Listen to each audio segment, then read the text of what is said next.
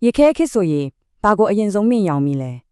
နေရာတိုင်းမှာအဆုံးမရှိကျပြနေတဲ့ရေခဲလွာကြီးတွေအဲ့ဒီပေါ်မှာလေပင်စွာရှောင်းလန်းနေတဲ့တားမွေးရှင်မိ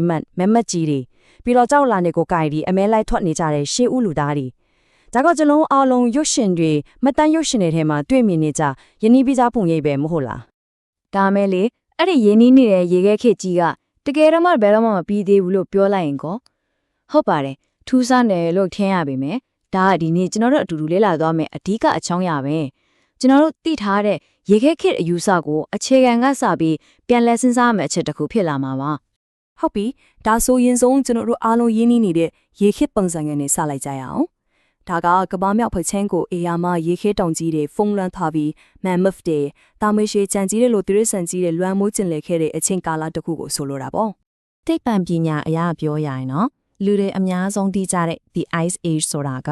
တကယ်တော့နောက်ဆုံးရေခဲဖုံးလွှမ်းမှုအပြင်းထန်ဆုံးကာလကိုပြောတာပေါ့အဲ့ဒီအချိန်ကလွန်ခဲ့တဲ့နှစ်ပေါင်း2000လောက်မှအထက်အထိပ်ကိုရောက်ခဲ့တယ်ပညာရှင်တွေကတော့သူ့ကို last glacial maximum ဒါမှမဟုတ် LGM လို့ခေါ်ကြတယ်အဲ့ဒီအချိန်ကကဘာကြီးဘလို့တောင်အေးခဲ့လဲဆိုရင်ဒီကနိုင်ကိုကြည့်လိုက်ပါ9ဒီဂရီစင်တီဂရီဆလာနဲတယ်လို့ထင်ရနိုင်ပေမဲ့စဉ်းစားကြည့်လေကဘာတစ်ခုလုံးရဲ့ပြန်မြအပူချိန်9ဒီဂရီကျသွားတာနော်ဒါကကဘာရာသီဥတုစနစ်တစ်ခုလုံးကိုအပြောင်းလဲအကြီးကြီးချစေခဲ့တဲ့ပမာဏပဲဒါဆိုမင်းဆရာရှိလာပြီကျွန်တော်တို့တွေ့တဲ့အဲ့ဒီ LGM ဆိုတာကဘာသမိုင်းမှာတစ်ခုတည်းသောရေခဲခေတ်လားဒါမှမဟုတ်ဒီနောက်ကွယ်မှာပိုပြီးကြီးကျယ်တဲ့ဇလန်းကြီးတစ်ခုရှိနေသေးလားအခုအဲ့ဒီဇလန်းကိုဖွင့်ကြည့်ကြအောင်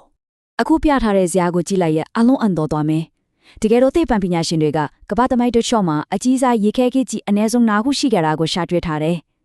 2ဘီလီယံကျော်သက်တမ်းကျွဲမှာနော်အကြီးဆုံးကပါလဲဆိုတော့ဇာတ်ရဲ့အောက်ဆုံးကိုကြည့်လိုက် Late Cenozoic Ice Age အဲ့ဒါကကျွန်တော်တို့အခုနေထိုင်နေတဲ့ခေတ်ပဲဟုတ်တယ်ဆိုလိုတာကကျွန်တော်တို့သိတဲ့မြင့်မတ်တေရှိတဲ့ရေခဲခေတ်ဆိုတာဒီအကြီးကြီးတဲ့ကအပိုင်းလေးတစ်ခုပဲရှိသေးတယ်ဟုတ်ပါတယ်မှန်ပါတယ်ကျွန်တော်တို့ကအခုလက်ရှိမှာကိုရေခဲခေတ်တစ်ခုထဲမှာနေထိုင်နေကြတော့မယ်ဘူမိဗေဒအရာပြောရရင်ကဘာကြီးကလွန်ခဲ့တဲ့နှစ်ပေါင်း34ထန်ကလေးကစခဲ့တဲ့ Late Cenozoic ရေခဲခေတ်ထဲကနေခုထိမထွက်သေးဘူးဒါဆိုဘာလို့ကျွန်တော်တို့ပတ်ဝန်းကျင်မှာရေခဲတောင်ကြီးတွေမတွေ့ရတာလဲနေလို့ထိုင်လို့ကောင်းနေတာလည်းမဟုတ်လားအကြောင်းရင်းကတော့ရေခဲခေတ်ဆိုတာအမြဲတမ်းတစ်ဆက်တည်းအေးခဲနေရမျိုးမဟုတ်လို့ပဲသူကအရန်အေးတဲ့ကာလတွေနဲ့အခုလိုပုံနွေးတဲ့ကာလတွေကြားမှာအပြင်းပြန်အလန့်လန့်သွားနေတဲ့တန်တရားကြီးတစ်ခုလိုပဲဒီမှာကြည့်လိုက်အဲ့ဒီတန်တရားရဲ့အဆင့်နှစ်ခုကိုရှင်းရှင်းလင်းခွဲပြထားတယ်ဘယ်ဘက်က glacial period ဒါကရေခဲလွှာတွေချက်ပြန်လာပြီးပင်လယ်ရေမျက်နှာပြင်နေကျသွားတဲ့အရန်အေးတဲ့အချိန်ပေါ့ညာဘက်ကတော့ interglacial period ဒါကရေခဲတွေအရေးပြောပင်လယ်ရေမျက်နှာပြင်တွေပြန်တက်လာတဲ့နှွေးထွေးတဲ့အချိန်အဓိကချက်ကတော့ကျွန်တော်တို့ဟာအခုချိန်မှာအဲ့ဒီနှွေးထွေးတဲ့ interglacial ကာလလေးတစ်ခုထဲမှာနေထိုင်နေကြတာဖြစ်တယ်ကျွန်တော်တို့နေထိုင်နေတဲ့ဒီနှွေးထွေးတဲ့ကာလပိုင်းခြားလေးကိုပညာရှင်တွေက Holocene epoch လို့နာမည်ပေးထားတယ်လွန်ခဲ့တဲ့နှစ်10,900လောက်ကစခဲ့တာပေါ့ဒီလိုရာဒီဥတုတည်ငြိမ်ပြီးနှွေးထွေးနေလို့ပဲလူသားတွေရဲ့စိုက်ပျိုးရေးတွေမြို့ပြတွေယဉ်ကျေးမှုတွေအရှင်အဟုန်နဲ့တိုးတက်လာဖို့အခွင့်အရေးရခဲ့တာကဲအခုနောက်ဆုံးအိတ်ခဲတဲ့ကာလအဲ့ဒီ glacial period ရဲ့အဆုံးသတ်ကိုအနည်းငယ်ပြန်ကြည့်ကြရအောင်ဘာလို့လဲဆိုတော့အဲ့ဒီအကူပြောင်းကတကယ့်ကို drama ဆန်ပြီးရှုထွေးခဲ့လို့ပါပဲနောက်ဆုံးရေခဲခိကဘလောက်တောင်ပြင်းထန်ခဲ့လဲစရဒီကနန်းကိုကြည့်လိုက်ပါပေလေရမီတာ190လောက်နော်ကဘာပင်လယ်ရေမျက်နှာပြင်ကအဲ့ဒီလောက်နှိမ့်ကျသွားခဲ့တာဘာလို့လဲဆိုတော့ကဘာရေထုညာကြီးကရေခဲအဖြစ်နဲ့ကုန်းမြစ်ပေါ်မှာတောပုံနေလို့ပဲဒါတိုက်ကြီးရဲ့ပုံသဏ္ဍာန်ကိုတော့ပြောင်းလဲပြီးထဲတဲ့ပမာဏကြီးပါဒီ timeline ကအဲ့ဒီအေးခဲနေတဲ့အခင်းတွေနာနီဘလို့ယုံထွက်ခဲ့လဲဆိုတာကိုပြနေတာလွန်ခဲ့တဲ့19,000လောက်မှာကဘာကြီးကတဖြည်းဖြည်းပြန်နွေးလာတယ်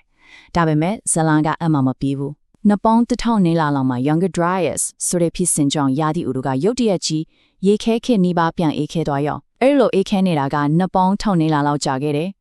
ပြီးမှပဲနောက်ဆုံးမှကျွန်တော်လက်ရှိ Holocene ဆိုတဲ့နှွေးထွေးတဲ့ကာလတွေကိုပြန်ဝင်လာခဲ့တာပါကဲဒီလိုကမ္ဘာလုံးဆိုင်ရာအပြောင်းလဲကြီးတွေက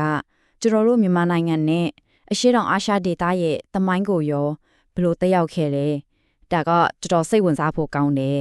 ်ပင်လယ်ရေမျက်နှာပြင်ပေ400လောက်ကျသွားတယ်ဆိုတော့စဉ်းစားကြည့်လေအရှေ့တောင်အာရှရဲ့မြေပုံကအခုနဲ့လုံးဝမတူတော့ဘူးစွန်ဒါရှယ်ဖ်လို့ခေါ်တဲ့ရေအောက်ကုန်းမြေကကုန်းမြေအဖြစ်ပေါ်လာပြီးစွန်ဒါလန်ဆိုတဲ့အေယာမကုန်းမြေကြီးဖြစ်လာခဲ့တယ်အဲဒီတုန်းက Java, Sumatra, Borneo ကျွန်းတွေကအာရှတိုက်မကြီးနဲ့ကုန်းလန်းခရီးသစတိဖင်သွားခဲ့တာ ဒီအချက်ကတော့မြန်မာသမိုင်းရဲ့အတွက်တကယ်အရေးကြီးပါတယ်ကဘာကြီးက Younger Dryas အရေးလိုင်းတွေကိုဝင်နေတဲ့အချိန်လွန်ခဲ့တဲ့နှစ်ပေါင်း3000လောက်မှာပေါ့မြန်မာနိုင်ငံပီရာလင်းကူတွေထဲမှာလူသားတွေနေထိုင်ခဲ့တဲ့အစောစောတက်တည်ထောက်ထားတွေကိုရှားတွေ့ရတယ်ဒါကဘာကိုပြနေလဲဆိုတော့ကဘာရာသီဥတုအကြီးကျယ်ပြောင်းလဲနေတဲ့အချိန်မှာပဲဒီဒေတာမှာလူသားတွေရဲ့သမိုင်းစတင်နေပြီဆိုတာကိုပဲဒီကိုကားချက်ကဘာကိုပြောနေတာလဲဆိုတော့မြန်မာနိုင်ငံရဲ့သမိုင်းမတင်မီခေတ်ကနှစ်သိန်းပေါင်းများစွာရှည်လျားခဲ့တယ်ဆိုလိုတာကဒီဒေတာမှာလူသားတွေရဲ့ခြေရာကဒီလိုကြီးမားတဲ့ရာသီဥတုအပြောင်းလဲတွေကြားထဲမှာတော့မျိုးဆက်ပေါင်းများစွာကြံ့ကြံ့ခံပြီးတည်ရှိခဲ့တယ်ဆိုတာကိုအလေးပေးနေတာပါပဲဆိုတော့ဒီနေ့ကျွန်တော်တို့လေ့လာခဲ့ရတဲ့ကနေအဓိကမှတ်သားသွားရမှာကကျွန်တော်တို့ဟာရေခဲခရကြီးတစ်ခုရဲ့နှွေးထွေးအဆင့်လေးတစ်ခုမှာယာယီနေထိုင်နေကြတာဆိုတဲ့ချက်ပါပဲဒါဆိုရင်နောက်ဆုံးစဉ်းစားစရာမေးခွန်းတစ်ခုကတော့ဒီနှွေးထွေး interglacial ကာလပြီးသွားတဲ့အခါရောက်လာမဲ့နောက်တစ်ချိန်အေးခဲ့တဲ့ glacial ကာလကတော့ဘယ်လိုပုံစံမျိုးဖြစ်လာနိုင်မလဲဒါကတော့အနာဂတ်အတွက်တွေးစရာတစ်ခုအဖြစ်ကျန်ခဲ့လာပေါ့